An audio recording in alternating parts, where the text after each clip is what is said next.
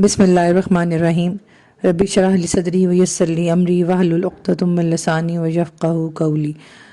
پڑھ رہے تھے روما سلطنت کا مذہب۔ ہم یہاں تک پڑھ چکے ہیں کہ رومی سلطنت میں بہت زیادہ مخالفت کے باوجود آہستہ آہستہ عیسائی مذہب پھیل رہا تھا، اور وہ اس کے بارے میں مورخ بتا رہے ہیں کہ اس مذہب کے پھیلنے کی کیا وجہ تھی۔ ایک مورخ لکھتا ہے کہ مسیحیت صرف اسی لیے کامیاب نہیں ہوئی کہ اس نے بت پرست مذاہب کی خرابیوں کے خلاف علم جہاد بلند کیا، بلکہ اس کی کامیابی کی وجہ یہ تھی کہ اس میں بت پرستی کی بہت سی چیزیں شامل کر لی گئی تھیں۔ اس نئے مذہب میں قدیم تر مذاہب کے اصول اور اعمال مستعار لینے اور اپنے اندر جذب کرنے کی صلاحیت موجود تھی۔ مثلا مسیحیوں نے حیات جاودانی اور قیامت کے بارے میں جو تصورات پیش کیے، ان کا مصریوں، یونانیوں اور یہودیوں کے تصورات سے گہرا تعلق تھا۔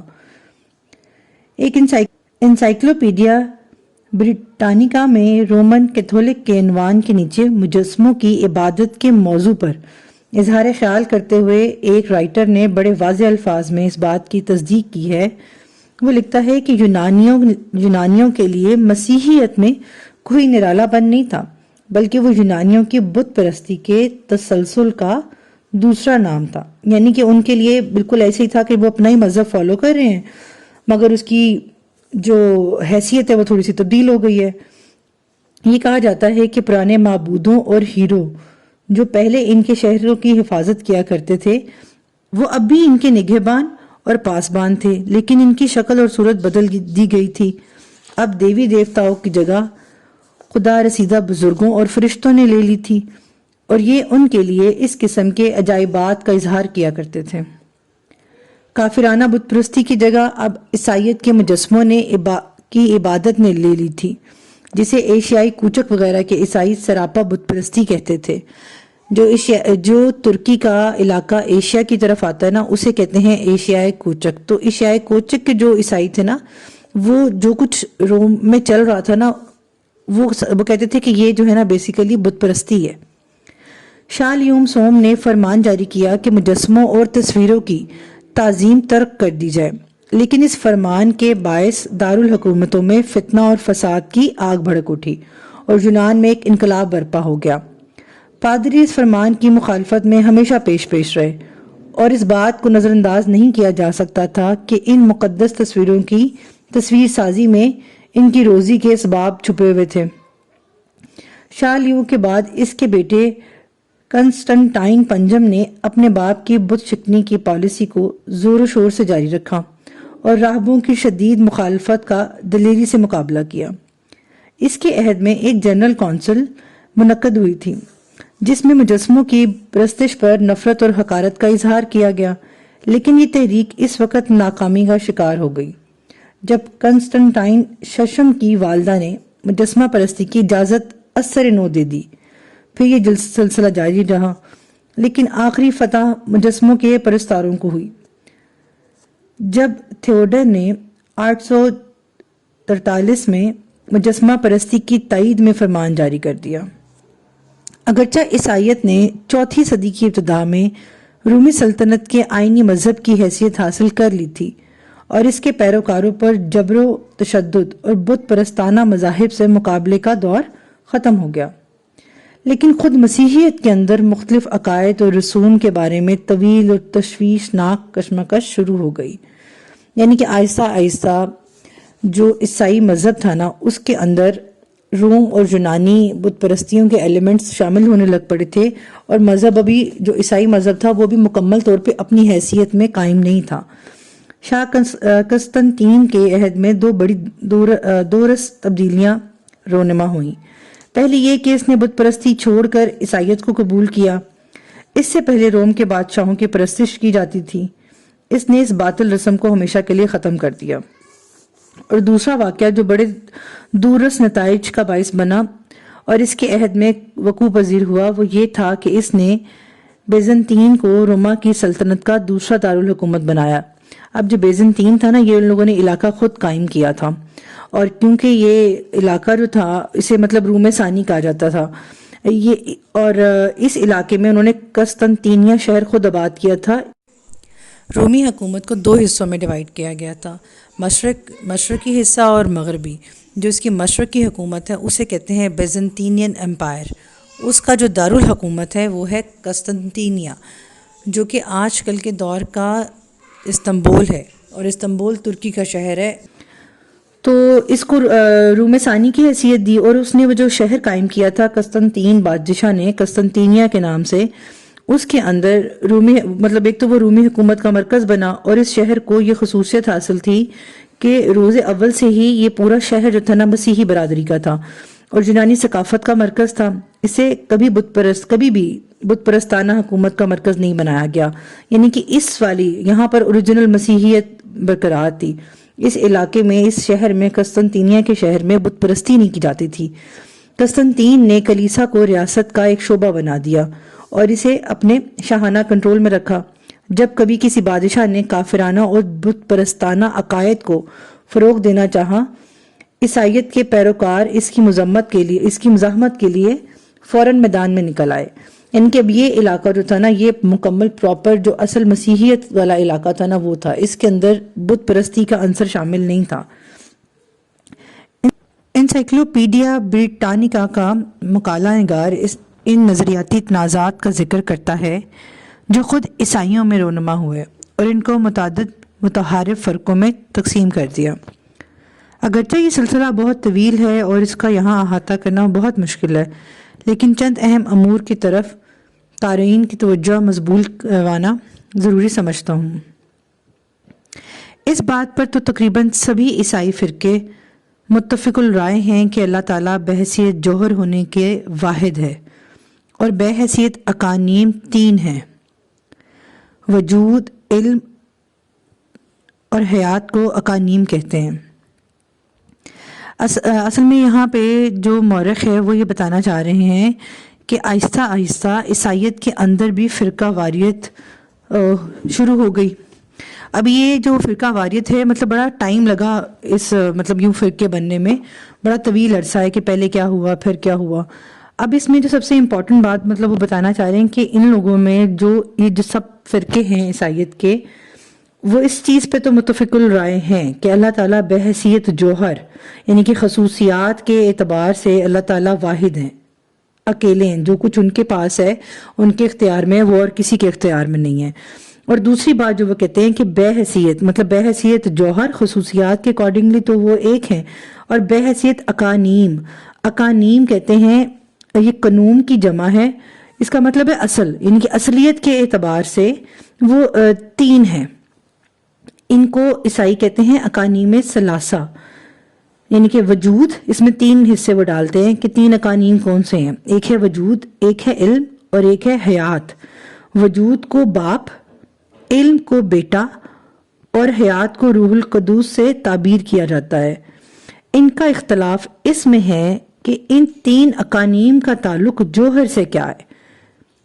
اب اس پیراگراف سے ایک بات واضح ہوتی ہے کہ بیسیکلی سارے عیسائی اس بات پہ متفق ہیں کہ اللہ تعالیٰ بحیثیت جوہر تو ایک ہے، لیکن بحیثیت اقانیم تین ہے: وجود، علم اور حیات۔ اب ان تین اقانیم کا جوہر کے ساتھ کیا تعلق ہے، اس حساب کتاب اور ان کی اپنی سوچ کے حساب سے انہوں نے اپنے اندر فرقہ واریت کر لی ہے۔ اب ان کا جو ایک فرقہ ہے اس کا یہ مذہب ہے کہ یہ تین اقانیم جوہر قدیم ہیں اور الگ الگ ہیں، یعنی کہ یہ تین اقانیم اور جوہر، یہ جو مطلب چار چیزیں ہوگی نا، تین اقانیم ہو گئے اور جوہر، یہ بہت پرانے ہیں، شروع سے ہیں۔ قدیم کا مطلب یہاں پر آ رہا ہے کہ یہ جو ہے نا لا فانی ہے اور الگ الگ ہیں، ان کا کوئی تعلق نہیں ہے آپس میں، تینوں اقانیم کا جوہر کے ساتھ۔ ان میں سے ایک خدا ہے، یعنی کہ جو جوہر ہے وہ خدا ہے۔ اقنوم ثانی یعنی علم حضرت مسیح کے جسم سے متحد ہو گیا، جیسے شراب اور پانی آپس میں ملنے کے بعد یکجان ہو جاتے ہیں، اور مسیح بھی ازلی قدیم ہے اور مریم نے ازلی قدیم کو جنا۔ اب اس ایک فرقے کا یہ مذہب ہے، یہ مذہب تھا۔ دوسرا فرقہ ان کا یہ کہتا ہے کہ بیٹا مسیح، یہاں پہ ہم نے سب سے پہلے کہا تھا نا کہ علم کو بیٹا کہا ہے، مطلب یہ بھی یہ کہہ رہے کہ جو اقانیم ثانی ہے نا، اس کی دو حیثیتیں ہیں، ایک لاہوتی اور ایک ناسوتی حیثیت۔ لاہوتی کو کہتے ہیں فنا فی اللہ کا مرتبہ، یعنی کہ ذات الہی، حیات کلی، اسے کہتے ہیں لاہوتی، یہ لاہوتی کا مطلب ہے۔ اور ناسوتی کا مطلب ہے دنیاوی۔ اب یہ فرقہ کہتا ہے کہ جو بیٹا ہے یعنی حضرت عیسیٰ علیہ السلام جو ہیں، ان کی دو حیثیتیں ہیں، ایک ان کی فانی، ایک ان کی حیثیت ہے جو کہ ذات الہی کی حیثیت ہے، اور ایک حیثیت ہے دنیاوی حیثیت ہے۔ اس حیثیت کے حساب سے وہ خدا کا بیٹا ہے، وہ خدائے کامل ہے، اور اس حیثیت سے کہ اس کا ظہور اس جسد عنصری میں ہوا یعنی کہ جسم میں ہوا، یہ چیز جو ہے نا انہیں انسان کامل بناتی ہے۔ اس لیے بیک وقت یہ قدیم بھی ہیں اور حادث بھی ہیں۔ حادث کا مطلب ہے موجود، ظاہر، فانی۔ اب قدیم اور حادث کا یہ اتحاد نہ قدیم کی قدامت کو متاثر کرتا ہے اور نہ حادث کی حدوث کو، یعنی کہ وہ یہ کہہ رہے ہیں کہ وہ ایک ہی ٹائم پہ انسان بھی ہیں اور ایک ہی ٹائم پہ اللہ بھی ہیں، تو وہ ان کی وہ جو بھی حیثیت میں آئیں، وہ جس بھی حیثیت میں وہ کامل ہے، یہ ان کا دوسرا فرقہ کہتا ہے۔ اور جو تیسرا فرقہ ہے نا، وہ یہ عقیدہ رکھتا ہے کہ اقنوم ثانی یعنی کہ بیٹا جو ہے حضرت عیسیٰ علیہ السلام گوشت اور خون میں بدل گیا اور خدا مسیح کی شکل میں رونما ہوئے۔ ابھی مطلب اس کو سمجھانا اتنا مشکل نہیں ہے، یعنی کہ وہ تیسرا گروہ کے حساب سے کہ اللہ جو ہے نا، اللہ تعالیٰ جو ہے نا حضرت عیسیٰ کی شکل میں دنیا میں رونما ہوئے، ان کا تیسرا فرقہ یہ کہتا ہے۔ اور چوتھا مطلب کچھ لوگوں کی یہ رائے ہے کہ اللہ قدیم کے جوہر اور انسان حادث کے جوہر میں یوں امتزاج ہوا جیسے نفس ناطقہ کا جسم کے ساتھ ہوتا ہے۔ نفس ناطقہ کا مطلب ہے روح۔